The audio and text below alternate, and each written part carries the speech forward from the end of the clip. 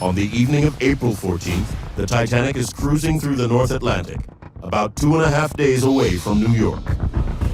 The sea was completely calm like a mirror.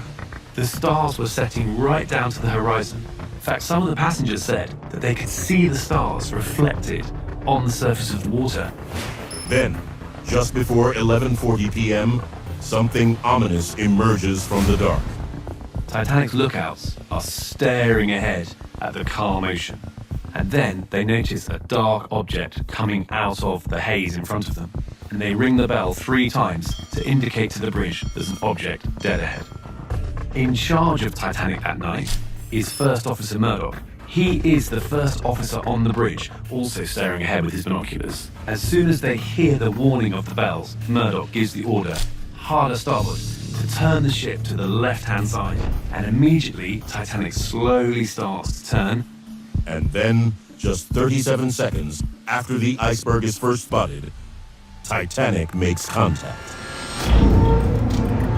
She misses the berg that she can see above the surface. But unfortunately, a spur of the berg under the water scrapes along Titanic's hull.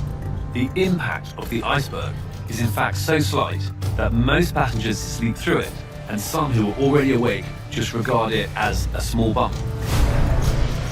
But it's much more than a small bump. Immediately, Murdoch knows he had hit an iceberg. He orders the watertight compartments to be sealed and the watertight doors to be lowered. But the water continues to pour into the ship, and 5 minutes later, Titanic's engines shut down. At about 2:18 a.m., the front of the ship, because it's full of so much water, is dipping in underneath the surface.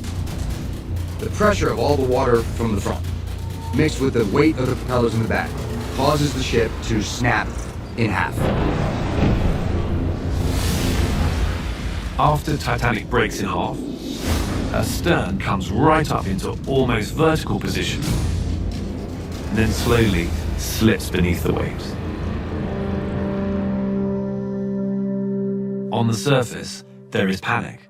There are lifeboats rowing away from the scene to avoid suction. And now there are 1,500 people in the water in the darkness.